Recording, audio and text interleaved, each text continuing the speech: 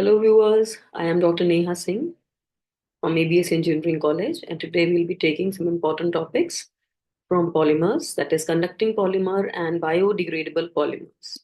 So these are new age polymers which have revolutionized the industry. So let's first take conducting polymers. The polymers which can conduct electricity are known as conducting polymers. These are generally long-chained organic molecules having pi system, and polypyrrole and polyaniline are already being popularly used in industry instead of the metals for the conduction purpose. They have revolutionized the industry by replacing metal. Unlike metals, these are lightweighted and compatible. Now, first let's understand the classification of conducting polymers. Conducting polymers can be classified in two broad categories. First is intrinsic conducting polymers, second is extrinsic conducting polymers. Intrinsic conducting polymers are further classified into two types, that is conducting polymers having conjugation and doped conducting polymer. Similarly, extrinsic conducting polymer is also classified further into two categories, that is element filled conducting polymer and blended conducting polymer. Let's understand them in detail. So first we'll start with intrinsic conducting polymer. So first we'll have to understand why we have classified it into intrinsic. So these polymers have inbuilt property of conduction. What is the proper possibility of conduction? The principle on which conduction works is that movement of electrons should be there. Supposedly, we have learned that if electron moves in this direction, the conduction occurs in this direction, the current flows in this direction. So this is the principle. So what we have understood, we have taken conjugation by conjugated system, where we can see electrons can jump from carbon to carbon here, and thus here the current will flow, conductivity will occur. So this is the principle for intrinsic conducting polymer.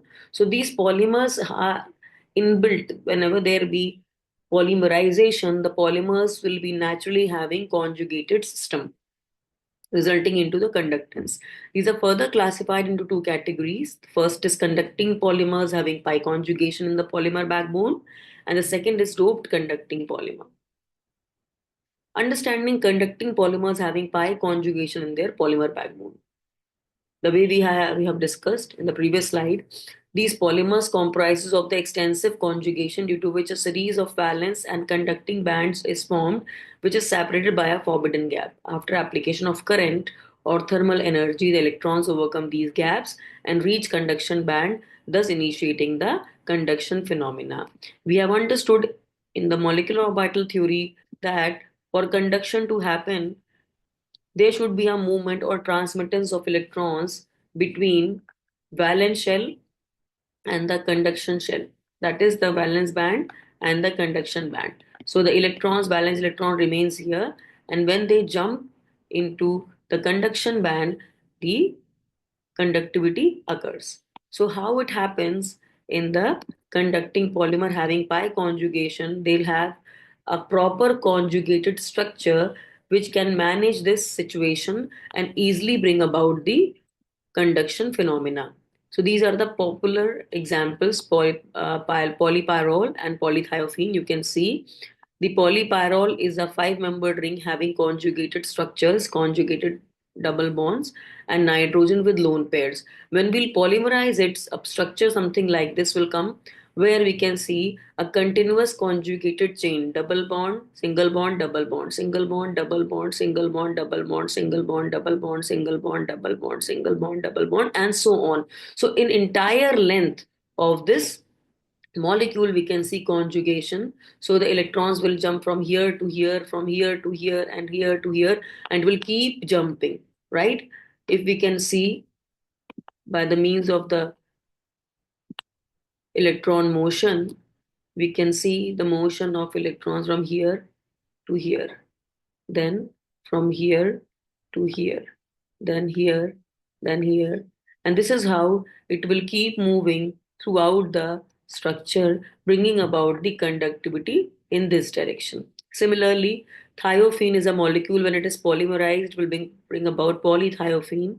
Here also you can see the conjugation: double bond to single bond to double bond to single bond to double bond. And this is how the molecule moves in the entire chain, bringing about the conduction in this direction.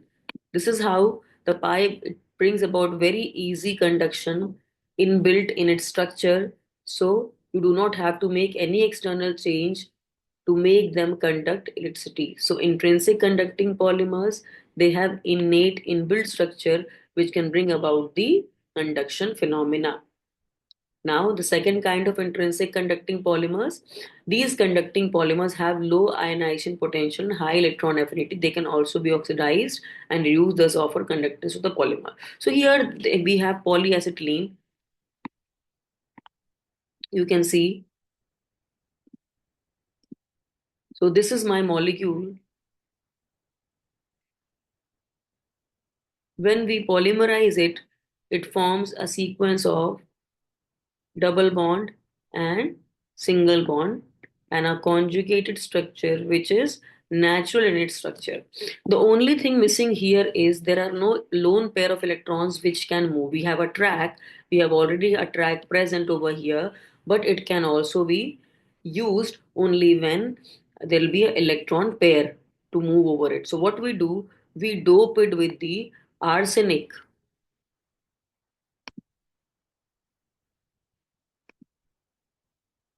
So what we dope it with the arsenic.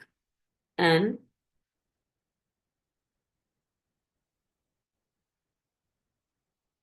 what arsenic does, arsenic can just add the electrons over here. So the track was already present and the electron will start moving from here to here in such a way that the conduction will start occurring. So it has been observed that polyacetylene naturally polyacetylene naturally was having low conductivity, but as we dope it with the as we dope it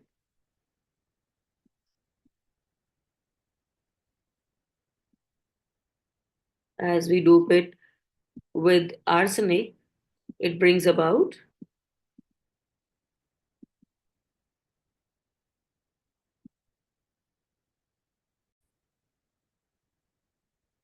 So here, after the doping by the arsenic, the conduction phenomena increases manifold. Now, extrinsic conducting polymers, these polymers attain conductance on the external modification. So normally they are the traditional polymers until we modify it from externally and then they become the extrinsic conducting polymers. So first is the conductive element filled polymers. Such polymers are formed by binding conducting element together with the polymer, giving rise to a polymeric substance which acts as conducting polymer.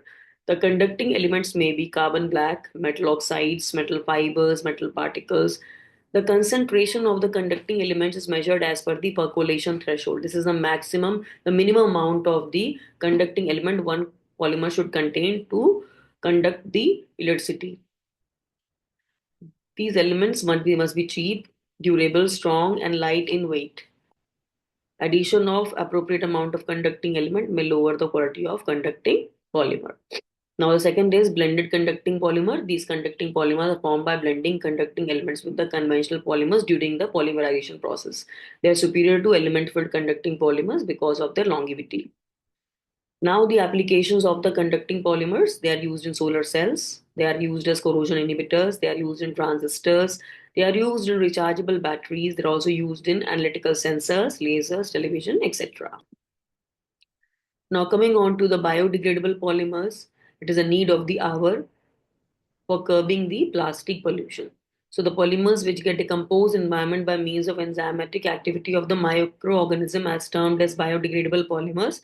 The other environmental factors such as moisture, temperature, pressure also help in biodegradation of these polymers. So what these polymers are, they are synthetic in nature, but they can be decomposed by the biological agents. They also have few functional groups which facilitate hydrolysis or oxidation along with low crystallinity which enhances biodegradation. Now, The classification of biodegradable polymer is of two types: natural degradable polymers and synthetic biodegradable polymers. So, the polymers which are found in nature are natural biodegradable polymers as carbohydrates, protein, natural rubber, lignin, jute, etc. While the biodegradable polymers which are artificially made are known as synthetic biodegradable polymers, PHBV, PLA, PGA. We will discuss it in the further slides.